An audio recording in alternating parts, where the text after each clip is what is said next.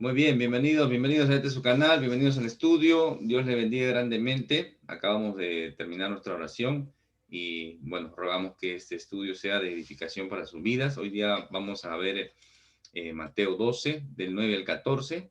Acá me he olvidado de cambiarlo. Pasando de ahí, vino a la sinagoga de ellos y aquí había allí uno que tenía seca una mano y preguntaron a Jesús para poder acusarle: ¿es lícito sanar en el día de reposo? Y él le dijo: ¿qué hombre habrá de vosotros que tenga una oveja y si ésta cayere en un hoyo en día de reposo, no le eche mano y la levante? Pues ¿cuánto más vale un hombre que una oveja? Por consiguiente, es lícito hacer el bien en los días de reposo. Entonces dijo aquel hombre: extiende tu mano. Y él extendió y le fue restaurada sana como la otra. Y salidos los fariseos tuvieron consejo contra Jesús para destruirle. Dijimos que este capítulo 12 es bastante crucial porque muestra ya el rechazo hacia la persona del Señor Jesucristo, ¿no? Vamos a tomar los primeros dos versículos y estos primeros versículos vienen en palma, ¿no? El estudio anterior que tuvimos, lo puedes ver, está en YouTube, de Mateo 12, del 7 al 8, y si supieseis qué significa misericordia quiero y no sacrificio, no condenaríais a los inocentes, porque el Hijo del Hombre es Señor del día de reposo. El Señor no espera una respuesta y se va. Deja en claro les da una cátedra contundente a los religiosos de su época y simplemente dice eso y se va. Y bueno, por eso que Mateo empalma diciendo en estos versículos: pasando de allí, ¿no? Va a la sinagoga de ellos. Es interesante que el Señor sale, ¿no? Sale ese momento que ya les había mostrado, pues, ¿no? Lo que realmente significa el día de reposo y su autoridad sobre el hombre, sobre ella, ¿no? Sobre el día de reposo y lo que realmente Dios había establecido en relación a ello. Eh, la sinagoga, la sinagoga era un lugar físico, una infraestructura, un local que en determinados pueblos o ciudades, aldeas o ciudades, se acondicionaba, ¿no? Era un lugar donde al menos debía haber 10 judíos para levantar una sinagoga, ¿no? 10 judíos, solamente podían o pueden ingresar hasta ahora, ¿no? Solamente varones, ¿no? Varones. Habían 10 judíos y ya se podía levantar una sinagoga. Básicamente, las sinagogas nacen para lugares que estaban alejados del templo, ¿no? Y los estudiosos dicen que fue Esdras, ¿no? Después del exilio en Babilonia, cuando vuelven, Esdras, que es uno de los maestros que encontramos en la escritura, es el que implementa esta sinagoga, ¿no? Los estudiosos dicen que fue él quien implementó el tema de las sinagogas, un lugar de oración, un lugar de lectura bíblica, de las escrituras para ellos, de comentarios, de comentar la escritura, de hacer debates. También servía para impartir justicia, ¿no? Justicia, también ahí se impartía justicia entre los judíos, ¿no? Y siempre tenían la tendencia a recibir rabinos nuevos, ¿no? Había un rabino en el pueblo, lo invitaban en la sinagoga que compartan, ¿no? De eso se va a aprovechar también bastante el apóstol Pablo, ¿no? Cuando el apóstol Pablo iba, primero iba y ubicaba la sinagoga y él iba y participaba y enseñaba: oye, mira, todo lo que dice la escritura, el rollo, se refiere al Señor Jesucristo. Él es el Mesías. A veces lo aceptaban, a veces no. Entonces se iba a otro lugar. Pero siempre, por lo general, comenzaba en una sinagoga, ¿no? En diferentes lugares que él hacía su viaje, ¿no? Hizo 3 viajes misioneros. Entonces, eso es en relación a la sinagoga, ¿no? También hay un centurión que en Capernaum, ¿no? Que les construyó una sinagoga a los judíos. Él obviamente no podía participar, pero les construyó, ¿no? Pues le tenían bastante aprecio, ¿no? Hay una historia de ahí del centurión. Había un hombre con la mano seca, dice. O sea, la mano estaba tullida, ¿no? Estaba paralizada.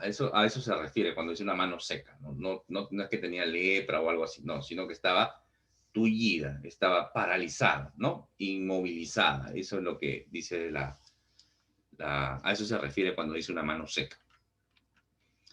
Eh, el Señor justamente venía de enseñar sobre la misericordia, ¿no? No necesariamente el sacrificio es el que agrada o busca al Señor, ¿no? A veces nos enfocamos desde la perspectiva religiosa, ¿no? Desde la perspectiva religiosa a veces nos enfocamos en cumplir los rituales, ¿no? Los rituales, los sacramentos, las ordenanzas de la religión y las personas religiosas creen que haciendo eso tienen algún mérito con Dios, ¿no? Tienen algún mérito con Dios y definitivamente Isaías va a decir que nuestras mejores justicias para Dios son como trapo de inmundicia, ¿no? Que la salvación no es por obras, ¿no? Nadie puede llegar a Dios por obras, solamente a través del Señor Jesucristo. Por eso que en este ministerio no promovemos ninguna religión. Aún más, ¿no? Decimos que ninguna religión salva aún la cristiana evangélica, ¿no? Cualquier persona puede decir yo soy cristiano y no ser salvo. Yo soy cristiano evangélico y no ser salvo. O sea, ninguna religión salva. Ninguna religión. Es más, tampoco promovemos ninguna denominación.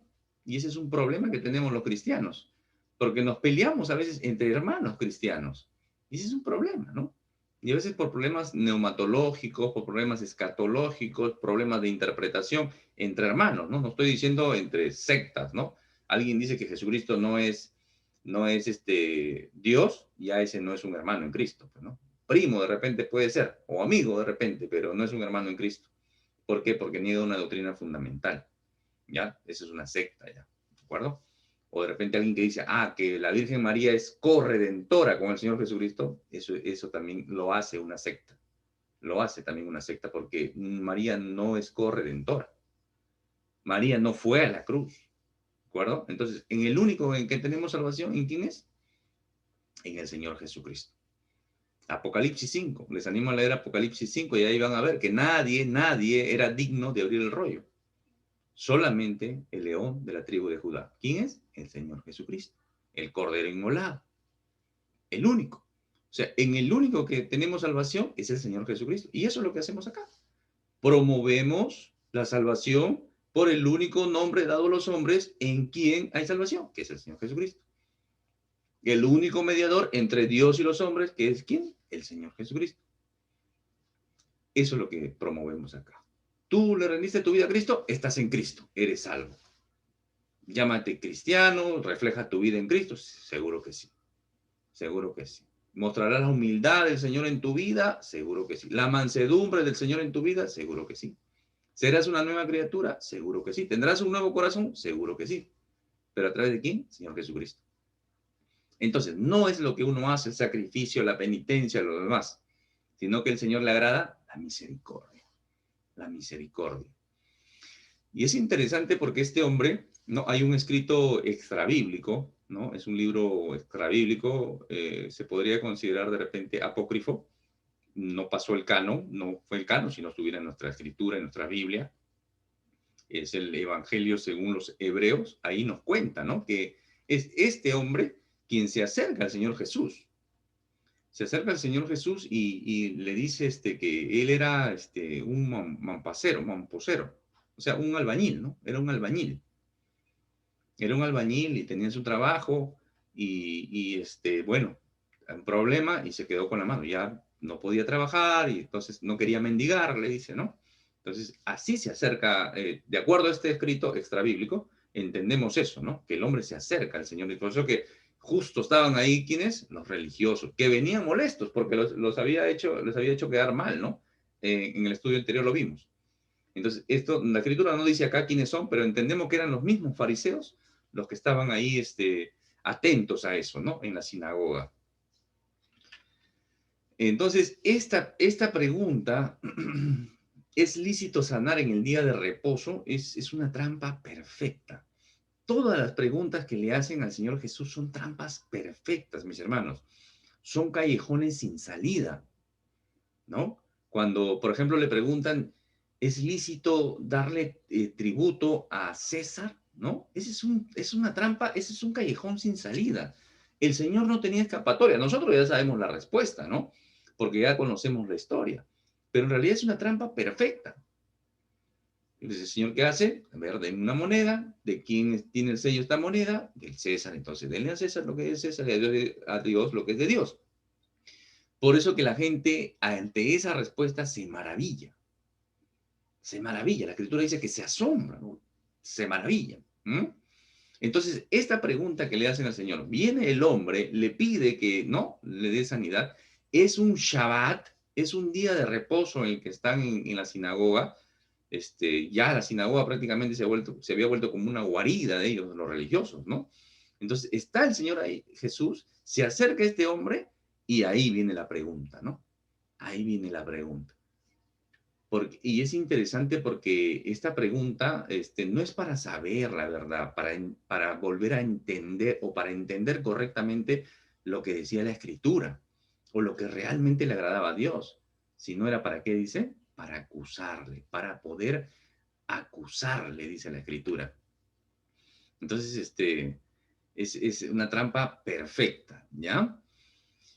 Y lo interesante de esto es que de acuerdo a la ley o las tradiciones de ellos, solamente se podía sanar o ayudar a alguien en el día de reposo si su vida estaba en riesgo. O sea, si era una enfermedad de vida o muerte, recién ellos podían romper el día de reposo y ayudarlo a pasar ese día solamente con una sanidad leve, ayudarlo con los primeros auxilios, podríamos decir. Pero en el caso de este hombre, no era un caso de vida o muerte. Entonces, sí o sí se iba a romper la, el día de reposo de acuerdo a las tradiciones de los hombres, ¿de acuerdo? Entonces, es interesante también que los judíos, estos religiosos de su época, reconocían el poder de sanar del Señor Jesús. El poder de sanar y los milagros que ejercía el Señor Jesús no está en tela de juicio. Por eso que los argumentos que ellos van a dar, va a decir que ellos lo hacen por el poder del príncipe de los demonios o por el poder del mismo Satanás, ¿no? Ahí lo van a acusar al Señor Jesús. ¿Por qué? Porque ellos dicen, no, estos milagros lo hacen con el poder de la oscuridad, ¿no? Eso es lo que estaban diciendo del Señor Jesús. No, nunca pusieron en tela de juicio los milagros del Señor Jesús.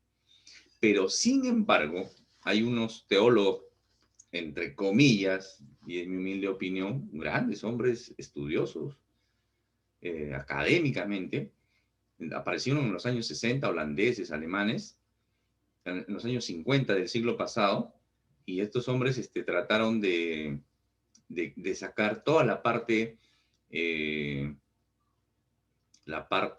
milagrosa de la escritura, ¿no? Trataron de lo que ellos van a decir, vamos a buscar al Jesús histórico, ¿no? Jesús histórico. Ustedes estudiosos la escritura, es bueno que sepan estos datos, ¿no? No vaya a ser que un día se encuentren leyendo a uno de estos hombres y se confundan, ¿no? Entonces vamos a buscar al Jesús histórico. O sea, Jesús era un hombre y todo lo que eran milagros en la escritura lo comenzaron a racionalizar, ¿no? Ahí está la desmitologización de la escritura. Va a llamar un tal señor Bullman, ¿no? De ahí Carbar, Bullman, entre otros teólogos más por ahí. Kassenman, y estos hombres van a negar los milagros, ¿no? Van a negar los milagros del Señor, cuando no fue así en la misma escritura, ¿no? Los mismos judíos de su época que estaban ahí y veían los milagros, no los negaron, ¿no? Pero sin embargo, estos hombres sí lo van a negar, ¿no? Ojo con eso, ¿no? Los dos siguientes versículos dice, y él les dijo, ¿qué hombre habrá de vosotros que tenga una oveja y si ésta cayera en el hoyo en día de reposo no le eche mano y la levante? Pues, ¿cuánto más vale un hombre que una oveja? Por consiguiente, es lícito hacer el bien en el día de reposo.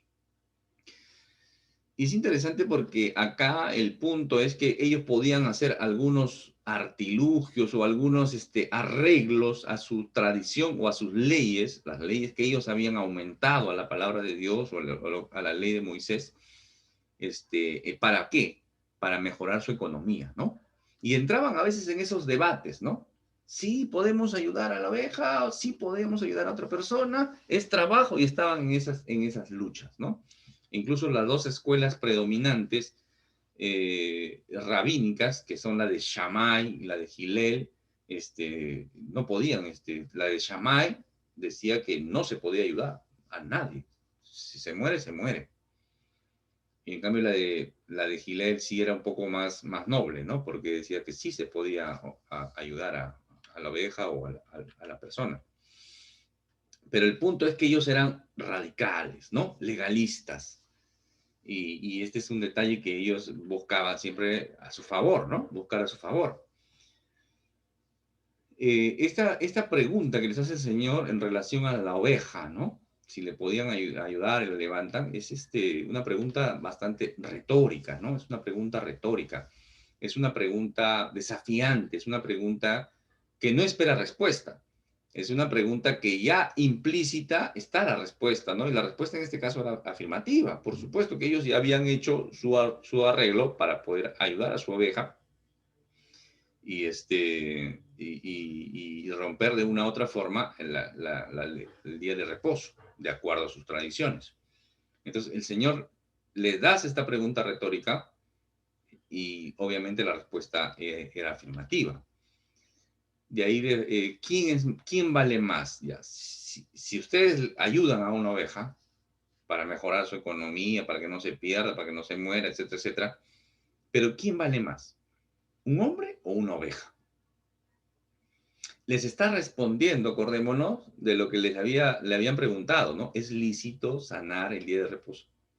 Entonces, ¿quién es más importante, el hombre o la oveja? Considerando que el hombre pues tiene la imagen de Dios, ¿no? El imago Deo, ¿no? En latín, imago Deo, la imagen de Dios. Por supuesto, el hombre tiene la imagen de Dios. Y acá hay que hacer un énfasis, porque no solamente estudiamos la palabra de Dios, la leemos, la explicamos, sino que tenemos que aterrizar la palabra de Dios a nuestras vidas, a tu contexto. Y eso es lo bonito de estos estudios bíblicos, porque muchas veces estos estudios bíblicos nos confrontan. Por eso es que algunos hermanos ya no participan o no se conectan o ya no ven los estudios simplemente, porque de una u otra forma se han visto confrontados. Pero no soy yo, mis hermanos, quien los confronta, es la palabra de Dios. Si leemos la palabra, pero no la aplicamos, perdí el tiempo. Perdí el tiempo. Realmente perdí el tiempo. Porque entendí, pero no aplico. O a veces lo estudiaste y escuchaste un sermón muy elocuente, pero en la elocuencia del sermón y de la prédica, no aterrizó el predicador la palabra de Dios a tu vida. ¿Cómo podríamos aterrizar esto a nuestras vidas? Fácil, fácil. ¿Qué está diciéndole el Señor? Ustedes cuidan más de sus animales, de su economía, que de las personas, que de los hombres, ¿no? Hay personas, por ejemplo, que gastan mucho dinero en sus mascotas, mucho dinero en sus mascotas. No solamente en su comida, ¿no? Que cuando van, dicen, bueno, voy a comprar 1 kilo, me compro una bolsita. No, me conviene comprarme el saco mejor. Bueno, ya cobré mi mensualidad, mi pensión o mi sueldo, me voy al supermercado y me compro un saco de comida para mi perro, para mi gato, o para mis perros, o para mis gatos, u otros animales, ¿no? O otras mascotas. ¿Y cuánto cuesta el saco? 70, 80, 100 soles, ¿no? Pongámoslo en dólares, 20, 30, 40 dólares, ¿no? Las vacunas, los tratamientos veterinarios, el aseo de las mascotas, ¿no? Ahora va el carrito, recoge tu mascota en la casa, lo lleva a la veterinaria, le da su baño, su champú, su antipulgas, ¿no? Le corta sus garras, le hace todo un tema, su peinado, su corte de pelo, y te lo devuelven a tu casa en el mismo carro. Tú lo dejas en tu casa y te lo recogen en tu casa y te lo dejan en tu casa. ¿Te cuesta ese servicio? Por supuesto. ¿Cuánto cuesta? Ustedes vayan viendo eso. ¿Y por qué menciono todo esto? Porque muchas veces yo puedo ver a una persona que padece necesidad confirmada, no solamente un indigente o un pordiosero o tantos estafadores que hay ahora, pero yo veo a estas personas Confirmo, de repente es un vecino, ¿no? Que tiene sus hijos pequeños, que ha perdido el trabajo por el virus, por lo que sea. Y a mí me pesa la mano llevarme, ¿no? Me pesa la mano para llevarme a la billetera, a la cartera y apoyar a esas personas. Y apoyar a esos niños. Apoyar a esa familia. Pero no me pesa para gastarlo en mis mascotas. Esa es la diferencia. Y esa es aterrizar la palabra, mis hermanos. ¿Qué es más importante? El Señor te pregunta ahora a ti, ¿tu mascota o tu vecino que padece necesidad? Las criaturas que padecen necesidad. Los niños no preguntan, hermanos, los que tienen hijos pequeños o son padres, saben, ¿no? Saben. El niño no pregunta, papá, ¿tienes plata para la leche? Papá, ¿hay trabajo? ¿Has trabajado? ¿Te han pagado? No preguntan los niños. Los niños dicen, tengo hambre nada más. Y si son pequeñitos, lloran. Y es bastante frustrante para un padre no tener para darle a sus hijos. Pero sin embargo, a dos puertas estás tú, que te gastas en banalidades, pero sin embargo ves esa necesidad y no apoyas a esa familia. Así no sean tus hermanos en Cristo. Así no sean tus hermanos en Cristo. Entonces, trae esta lección a tu vida ahora. Yo te he dado un ejemplo, ahora aplícalo a tu contexto de tu vida. De tu vida. Y si Dios te pone otra lección ahí, en base a esta escritura, gloria a Dios. ¿Y te estoy hablando yo? No, hermano. Es el Señor quien te está... para eso nos metemos a estudiar la palabra de Dios.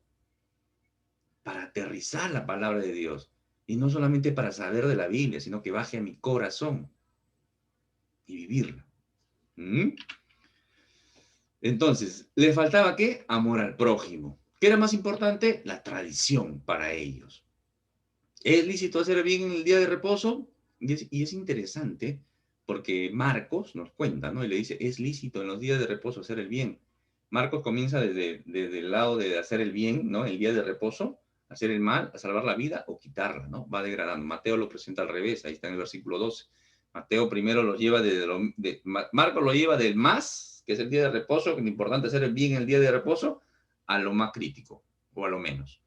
Acá Mateo del versículo 12, ¿no? Nos lleva del menos, ¿qué es más importante? ¿El hombre o la oveja? ¿No? Hasta lo más álgido, que era lícito hacer bien en el día de reposo.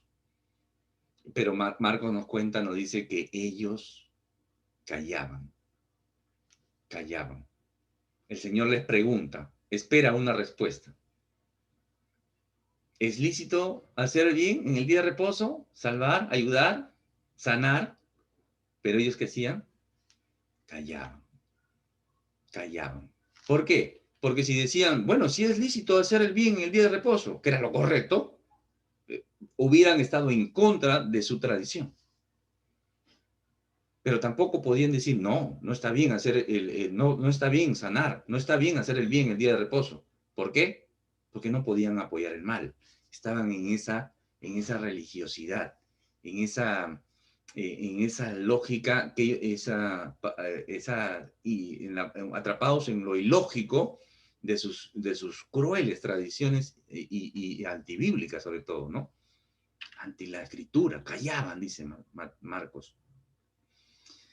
Entonces el Señor Jesús es maestro de maestros, ¿no? Él es el maestro de maestros. Él tiene todos los métodos geniales para enseñar, ¿no? El Señor es maestro de maestros.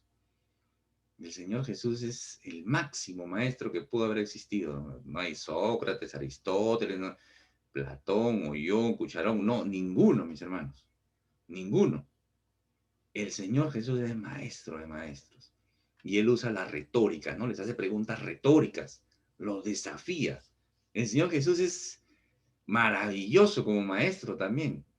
¿Ya? Pero no es un simple maestro, es el maestro de maestros, y es el Señor de señores, y es el Rey de reyes, por si acaso, ¿ya? Siempre aclarando. ¿Por qué? ¿Por qué lo menciono?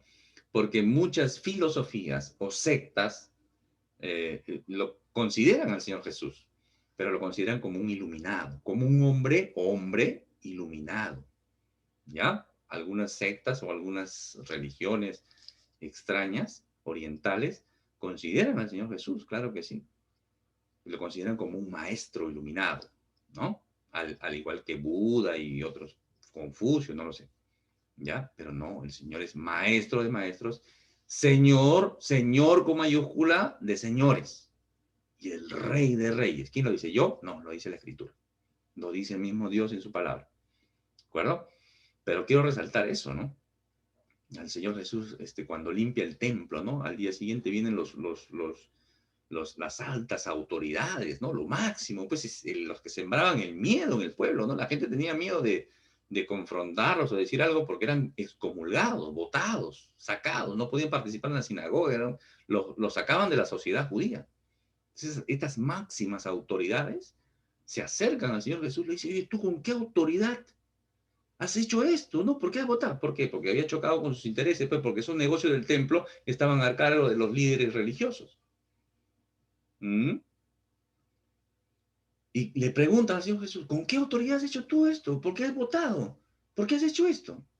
Y el Señor Jesús, ¿qué les dice? ¿Y ustedes por qué no creen? ¿Con qué autoridad hacía Juan el Bautista, no? Y ellos no sabían. Si decían que era autoridad de hombre, autoridad de Dios, en ambos lados iban a dar una respuesta que no les iba a favorecer. Se iban a poner en contra del pueblo o a favor de lo que hacía Juan el Bautista, que no le hacían caso. Entonces ellos no saben respuesta, dicen, no, no, no te vamos a responder, no sabemos. Entonces yo tampoco no te digo, pues, con qué autoridad lo he hecho, ¿no? Ese es el Señor Jesús, mis hermanos. Entonces acá el Señor usa retórica, pregunta, hace un silogismo, ¿no? En lógica se conoce como silogismo, ¿no? Ah, por ejemplo, es verdad, siempre es correcto hacer el bien. ¿Es correcto hacer el bien? Correcto, por supuesto que sí.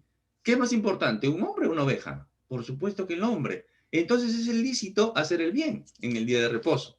Esa es la conclusión en positivo. Es interesante, mis hermanos, es maravilloso esto, Señor. En los versículos 13 y 14, entonces dijo aquel hombre, extiende tu mano. Y él extendió, y le fue restaurada sana como la otra. Y salidos los fariseos tuvieron consejo contra Jesús para destruirle. Miren qué interesante, mis hermanos, porque el Señor manifiesta en este hecho, ¿no? Marcos nos va a contar, ¿no? Marcos nos cuenta que es en el pasaje paralelo, por eso que Mateo, para ustedes, un plus acá, un plus de la clase. Mateo, Marcos y Lucas se conocen como evangelios sinópticos, sinópticos. ¿Qué quiere decir sinópticos? Es una palabrita que significa una visión en conjunto, una visión en conjunto. Es como si los tres ven un hecho, pero cada quien lo narra desde su enfoque, desde su perspectiva y de acuerdo a su manera de explicar el hecho, ¿de acuerdo? Entonces los tres se ven, por eso que son sinópticos, se ven en conjunto, por eso que estamos leyendo acá Mateo 12, esta historia de la sinagoga, el hombre con la mano seca, pero también Marcos lo cuenta. Y Marcos nos da estos datos, ¿no? Que no nos da Mateo. Dice, entonces mirándolos, mira, el Señor se pregunta, ¿no? ¿Es lícito ¿no? Sanar a este hombre? Entonces, ¿qué dice? Entonces el Señor mirándolos alrededor con enojo, ¿no? Esa ira santa, ¿no? ¿Por qué se molesta el Señor? Se molesta y se entristece a la vez. ¿Por qué? Por la dureza de sus corazones. No querían contradecir sus tradiciones, no les importaba el prójimo y lo único que querían era atraparlo. La dureza de sus corazones. ¿Encontramos eso ahora? Por supuesto. Extiende tu mano y él extendió y la mano le fue restaurada sana. Pero qué interesante porque el Señor no solamente les dice que era lícito sanar el día de reposo, sino que realiza la sanación. Realiza la sanación, lo sana al hombre, ¿no? Entonces el día de reposo el Señor hace notar que es un gran día para hacer el bien, más bien, ¿no? Eso es lo que necesitaba. Y este hombre, que por escritos extrabíblicos sabemos que se acerca a pedir sanidad para su mano, porque no quería mendigar, quería trabajar, etcétera, etcétera, el Señor, ¿qué hace? Le restaura la salud. Le restaura la salud. Y es interesante notar que la salud, la sanidad, viene de Dios, mis hermanos. Y Dios usa la medicina, la tecnología médica y todo lo que hay ahora, pero la sanidad siempre viene de Dios. Y los médicos, en cierta forma, va a decir un teólogo que son siervos de Cristo.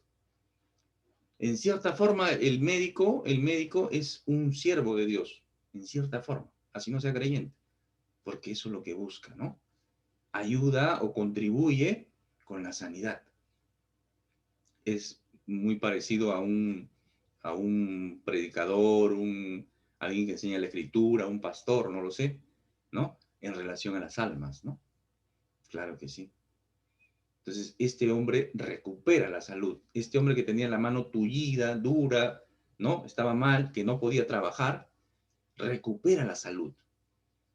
Y al recuperar la salud, este hombre podía volver a trabajar. O sea, recupera también su trabajo. Muy interesante, mis hermanos, muy interesante. Porque al recuperar su trabajo, este hombre vuelve a una actividad. No sé si se han dado cuenta, pero cuando uno no está trabajando, uno está de vacaciones, llega un momento en que se aburre. Pero si uno no trabaja porque está desvalido, o está minusválido, o está incapacitado, es complicado porque esa enfermedad se vuelve un dolor y se vuelve un martirio porque no puedes trabajar. Y este hombre que tenía la mano seca, al trabajar recupera su dignidad. Este hombre era un albañil. Recupera su dignidad. Se vuelve útil, se autosustenta, puede generar ingresos, puede apoyar a su familia, etcétera, etcétera. Entonces, ¿y qué importa esto, mis hermanos? Eso es lo que hace el Señor, mis hermanos. Cuando uno recupera la sanidad, todo el que recupera su sanidad en realidad debería ponerse a servirle a Dios. Y es genial, mis hermanos, porque yo conozco médicos que se juntan y hacen una obra social, ¿no? Conozco un hermano, por ejemplo, que cada cierto tiempo se junta con otros médicos y él es como un médico cirujano, en el sentido de arreglo, como cirujano plástico, digamos, y él hace las operaciones, por ejemplo, del labio leporino, ¿no? Que es una enfermedad, un problema congénito, y él hace esas operaciones, ¿no? Y le restaura la sonrisa a los niños. Y lo hace gratis, mi hermano. Entonces, qué bonito es cuando alguien realmente le sirve al Señor con los dones, el oficio, los talentos que le ha dado a Dios. ¿Y qué más si tú has recibido sanidad de Dios? Servirle, ¿no? Como la suegra de Pedro, ¿no? Que estaba volando en fiebre, la mujer estaba mal y estaba tendida, estaba muy mal. El Señor la sana, la mujer se levanta y ¿qué comenzó a hacer? Servirle a Dios, servirle al Señor.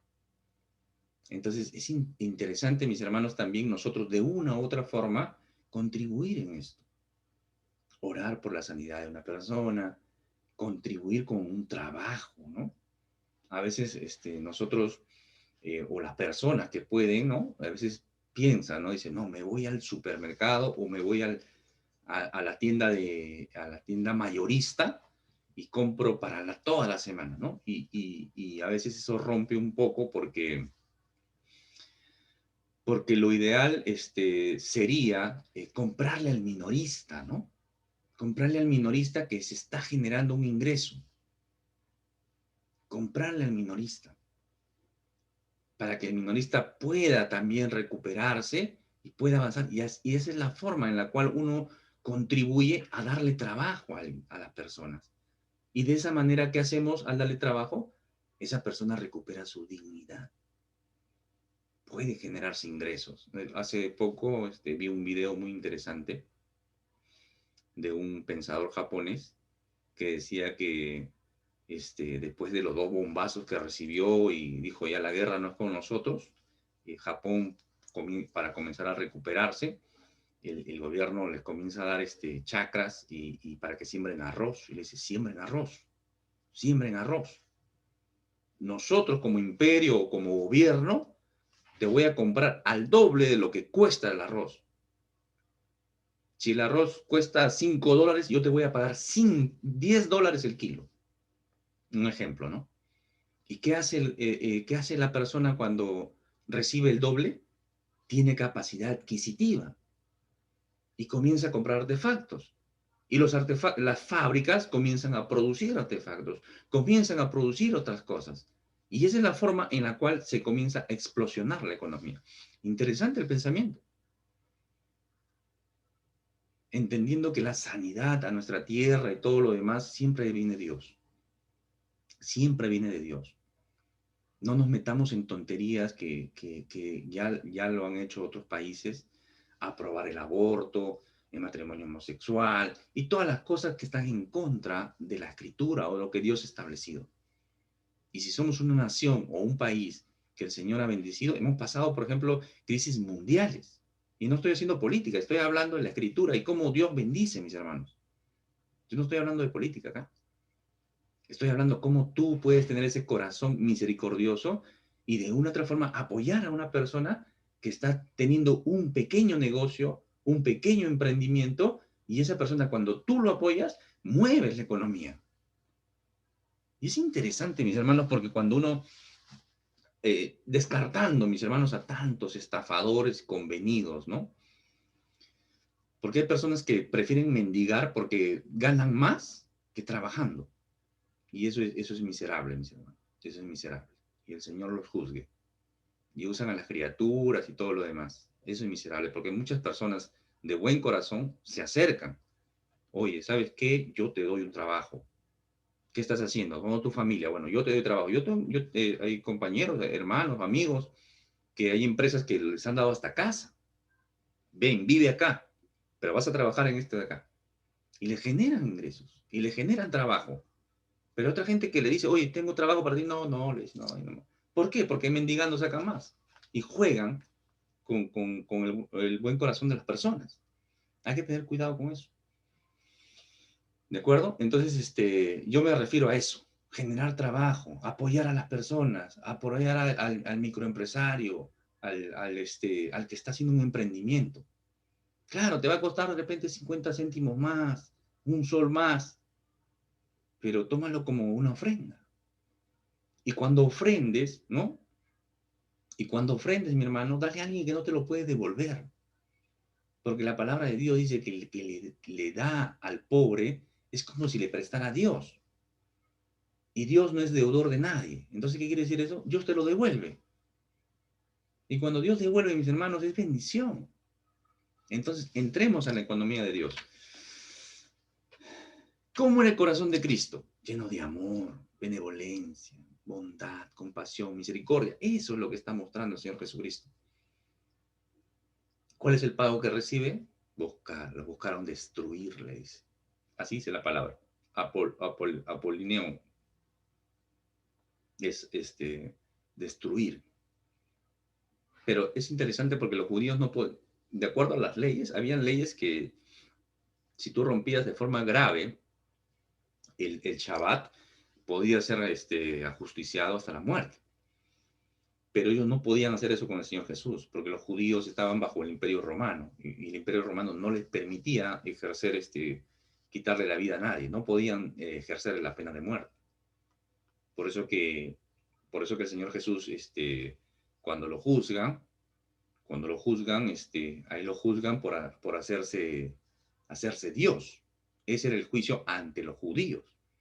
Pero cuando lo llevan ante Pilato, el tenor no era hacerse Dios, sino hacerse rey. Y si se hacía rey, solamente había un rey, y era el emperador romano. Entonces estaba yendo en contra del imperio romano. Por eso es que le cambian el tenor. Interesante, porque ellos no podían dar pena de muerte. Entonces es toda una conspiración para matar al Señor Jesús. Y eso es lo que hacen los hijos del diablo, mis hermanos. Hace el diablo y hacen los hijos del diablo. ¿Qué hacen? Pagar el bien con mal. Ese es demoníaco. Pagar el bien con mal. Eso es demoníaco. Eso es influenciado del mismo corazón del mismo Satanás, que el Señor lo reprenda. Así es, mis hermanos, ¿no? Alguna vez ya les expliqué, creo, en la anterior clase, Pagar bien con bien, eso lo hace el hombre, ¿no? Eso lo hace. Tú me hiciste un bien, yo te pago con bien. Tú me hiciste un favor, con favor se paga, ¿no? Eso lo hace el hombre. Eso lo hace el hombre natural.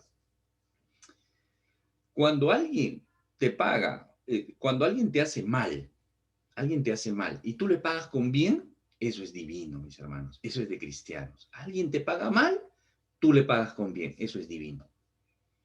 Pero cuando tú haces un bien y a ti te pagan con mal, eso es demoníaco, satánico. ¿Ya? Espero que lo hayas captado. Entonces, eso es lo que están haciendo. El Señor, ¿qué está haciendo? Está trayendo sanidad. Prácticamente en toda la región había erradicado la enfermedad. Mostraba misericordia. Pero ellos que ven, que estaban rompiendo sus tradiciones, que era un hombre contrario, un joven rabino, que los estaba en cierta forma desafiando y todo lo demás. Eso es lo que hacen estos hombres, ¿no? Porque el ladrón viene a robar, matar y destruir, dice, ¿no? Ojo con esto, y acá un plus para ustedes, mis hermanos, que están viendo el video hasta acá y están en el estudio. Esto está en Juan 10, 17, si mal no recuerdo, ¿ya? Está en Juan 10, donde dice que el ladrón viene a robar, matar y destruir. Y siempre se atribuye esto robar, matar y destruir al diablo y a Satanás. Siempre se le atribuye a él, ¿no? Pero esa es una mala exégesis, mis hermanos, ¿ya? Ahí ese pasaje bíblico no se está refiriendo a Satanás. Por eso que le he puesto también, le he puesto como plus para ustedes, estudiosos. Tengo pendiente hacer ese estudio para explicarlo, pero no se refiere a Satanás, ¿ya? El ladrón no es Satanás. Bueno, vamos, Dios permita que hagamos el estudio y podamos explicar, ¿no? Que no se está refiriendo ni al diablo ni a Satanás. Pero qué bien se aplica a Satanás, mis hermanos. Que el Señor lo reprenda. Qué bien se aplica. Porque Él te roba, te mata y te destruye. Si uno hace un análisis no solamente de él, sino también de los hijos del diablo, que son todos los inconversos, ¿no? Si no estás en Cristo, eres hijo del diablo, lamentablemente hay que decirlo. No todos son hijos de Dios, todos son criaturas de Dios, sí. Pero si no estás en Cristo, tu motor viene influenciado por el mal. También tenemos por ahí un estudio, alguna vez lo hemos explicado, vamos a hacer un estudio sobre eso. ¿Ya? ¿Qué te roba? Te roba. Haz un análisis. Primero te roba. Puede ser que te robe la paz, te robe tu tranquilidad, te robe tus finanzas, te robe ¿no? Te robe tu familia y después te mata. Mata. No solamente matar físicamente, sino también mata. O sea, te mata. Y una vez que está muerto, todo lo que has hecho, lo que has construido, lo que sea emocional o físicamente o en lo material, no solamente destruye, ¿no? Analizar, por ejemplo, un alcohólico, un drogadicto, ¿no? El drogadicto roba, pierde su dignidad, le roba todo, ¿no? Le roba todo. Y a veces lo mata también al drogadicto. Y lo mata físicamente también. Pero, y no solamente eso, sino que destruye. ¿Por qué? Destruye, ¿por qué? Porque ese drogadicto seguramente tiene hijos pequeños, tiene familia que lo quiso, etcétera, etcétera. Eso es lo que hace el diablo, Satanás y sus hijos, mis hermanos. Es un patrón prácticamente. Esto de robar, matar y destruir se aplica muy bien a Satanás y a sus hijos también. Y eso es lo que están buscando con el Señor acá, destruirle. Buscaban robarle, matarlo y después destruir a nosotros después de él, ¿no? Y eso no ha cambiado, mis hermanos. Juan 3, del 19 al 21 dice, y esta es la condenación, que la luz vino al mundo y los hombres amaron más las tinieblas que la luz, porque sus obras eran malas. Ese es el hombre natural, mis hermanos. El hombre natural ama más la oscuridad que la luz. Prefiere la oscuridad que la luz. ¿Por qué? ¿Pero por qué? Porque sus obras son malas. Sus obras son malas. Y en la oscuridad se desenvuelven mejor. No les gusta la luz. Son como ácaros, como cucarachas. Aman la oscuridad. Y continúa ahí Juan diciendo, porque todo aquel que hace lo malo aborrece la luz y no viene a la luz para que sus obras no sean reprendidas. Qué fuerte esto. Qué fuerte esto, mis hermanos. Esta palabra es fuerte, es dura. Por eso que ahorita hay pocos conectados, por eso que ahorita hay pocos estudiando, por eso que hay pocos que ven el video completo, por eso que algunos ya no quieren ver los videos. ¿Por qué? Porque bueno, si está mi video, si está mi cara ahí, es para hacer personal el estudio, mis hermanos. Tú me veas la cara, ¿ya? De repente no te parezco buen mozo, pero no lo hagas por eso. Hazlo porque quiero que me veas, que te estoy hablando, que el Señor te está hablando a través de su palabra. Y seguramente muchas veces has leído esto, pero no tenía el peso. Y espero que ahora esto sí tenga peso en tu vida. Mas el que practica la verdad, viene a la luz, para que sea manifiesto que sus obras son hechas en Dios. Genial este pasaje bíblico, mis hermanos. Genial, genial. Ahí vamos a terminar nuestro estudio, no sin antes, y acá sale otro plus para ustedes estudiosos de la escritura. Los plus son los añadidos, pues, ¿no? Lo que le enriquece la clase, eso para mis hermanos nuevos que dicen plus, ¿qué es plus? Plus es el añadido, lo que sale en el momento, o para los que están llevando el estudio, están siguiendo el estudio. Cuando la palabra de Dios habla de luz, fox, en el griego, ya, es luz, tiene bastante relación con vida. ¿Ya? Ojo con este dato, este es un plus para ustedes, estudiosos de la escritura. Cuando encuentres la palabra luz, está relacionado a vida. Y cuando habla de vida, ¿de quién está hablando? De Cristo. Ojo con esto. Miren qué interesante este pasaje bíblico que lo dice el apóstol Juan, pero ya no en el Evangelio, sino en la primera de sus cartas. El ancianito Juan ya, el discípulo amado. Dice, este es el mensaje que hemos oído de él. ¿De quién? Él lo había oído de él, lo había aprendido de él, del mismo Señor Jesucristo. Y que les anunciamos, dice. ¿Qué dice? Dios es luz. Dios es vida. Eso es lo que está diciendo. Y en él no hay ninguna oscuridad. Miren esta premisa, mis hermanos. Dios es luz y en él no hay ninguna oscuridad.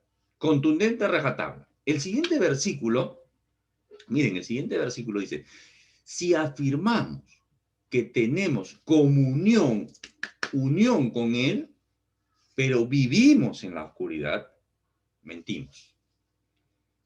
Y no ponemos en práctica la verdad. Ojo, ojo, vuelvo a repetir. Si afirmamos, yo soy cristiano, ¿no? Afirmamos que tenemos comunión con él, ¿con quién él? ¿Con quién es él? Con Cristo, con Dios. Pero vivimos en la oscuridad, mentimos. Y no ponemos en práctica la verdad. Y termino con el siguiente versículo.